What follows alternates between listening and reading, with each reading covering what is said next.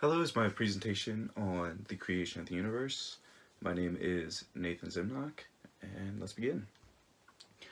So, the origin of the universe is one of the most controversial topics of all time with scientists across the world. And at the moment, the accepted theory is the Big Bang Theory. And besides Big Bang Theory, I'll be speaking about the steady state theory and also string theory. I will first start off with an explanation of the Big Bang Theory, and then I will explain the other two theories and give some evidence on both of them, and then I'll conclude on my findings and state which theory I believe should be accepted. I will begin speaking about the Big Bang Theory. The Big Bang Theory began around 13.8 billion years ago. There was a singular point of creation, and before even a second into the history of the universe, there was a battle between matter and antimatter, and when they react with each other as an event of annihilation, and with the laws of conservation of energy, this event of annihilation created energy. And this energy created photons. At this time as well, there were subatomic particles, such as the neutrons, protons, and electrons, but they could not combine together to make neutral atoms, and the electrons and the photons reacted, causing the photons to scatter, which led to the early universe being opaque. As time continued, the universe expanded. As it expanded, it cooled down, which gave the matter, or the protons, the neutrons, and electrons, the ability to combine together to form neutral atoms, starting with hydrogen, and this process was called recombination. And as they combined together, the photons began to unscatter, which made the universe transparent at this time. Also, as the universe expanded, the light, or the photons, over time was stretched, which caused its wavelength to become longer and has cooled down since that time to around 3 degrees Kelvin.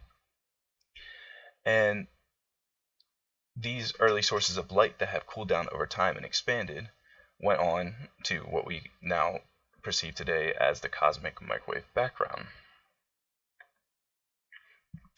This was accidentally discovered in 1965 and has since been measured with extreme precision and is extremely mathematically close to the prediction of where we thought the cosmic microwave background should have been since the Big Bang.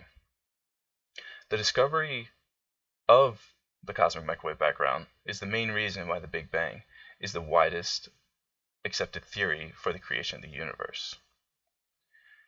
Also, Hubble's law shows the expansion of the universe with the redshifted galaxies moving farther away from us in all directions. The one major flaw of the Big Bang is that it violates the law of mediocrity, and the law of mediocrity states that any phenomenon is not unique in any way. But in this theory, since it's a singular point of creation, it is unique, as is the only point of creation ever. So moving on to another creation theory would be the steady state theory. And this theory states that, as we move the slide, this theory shows that the universe is eternal, and it fluctuates around twice the size of the current universe to 1/6 the size of the current universe. And for the universe to bounce back from compression to expansion, there is needed a fifth fundamental force to be involved. Also, with the expansion and the compression of this universe, the creation of matter is related to creation events. And these events are around quasars.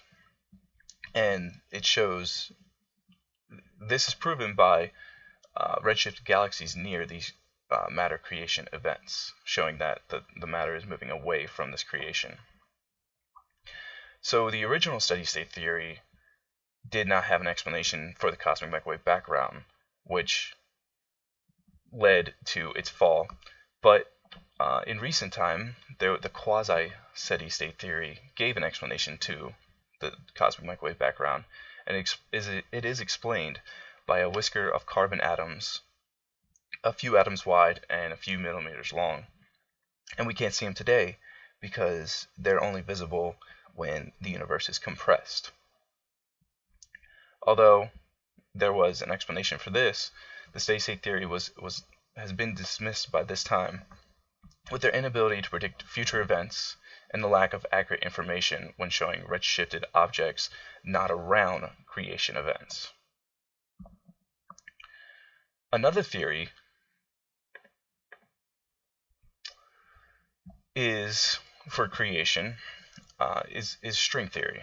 Now, string theory is not necessarily a theory of creation itself, but rather what the universe is consisted of.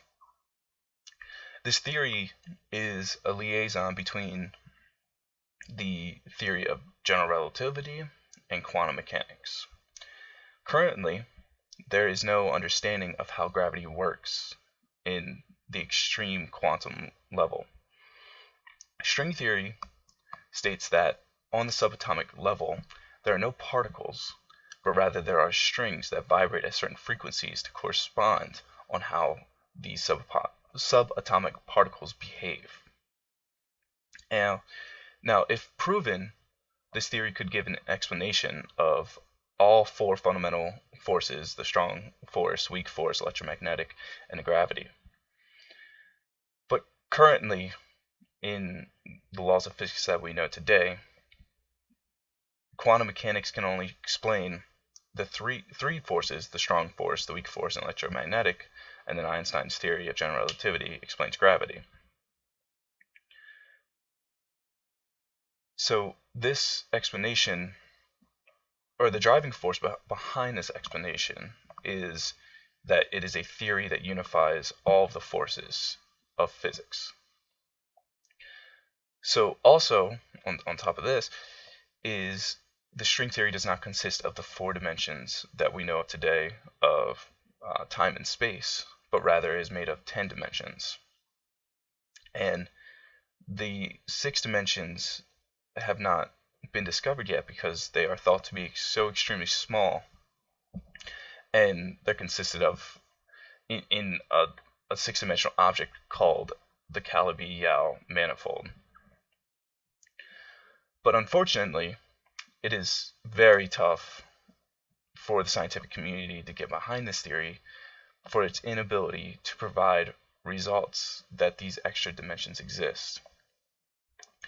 And not having this data leads a theory to just be mathematical equations instead of having proof to support its cause. So, in conclusion, the creation of the universe is still one of the most controversial topics, and it will continue to be one of the most controversial topics until we have a unified theory. With the advancement in technology, we can answer some of our biggest questions, but at the same time, create even more questions from the new information that we will learn. We are limited by our current laws of physics, and from our current laws of physics, the best explanation is the Big Bang Theory, with the evidence of the cosmic microwave background measured with extreme preciseness, and also with Hubble's law showing the redshifted galaxies that are moving away from us. That shows that the universe is also expanding. So, although it is a marvel to find all these answers, I would like to end on a famous Einstein quote that states that anyone who thinks that science is trying to make human life easier or more pleasant is utterly mistaken.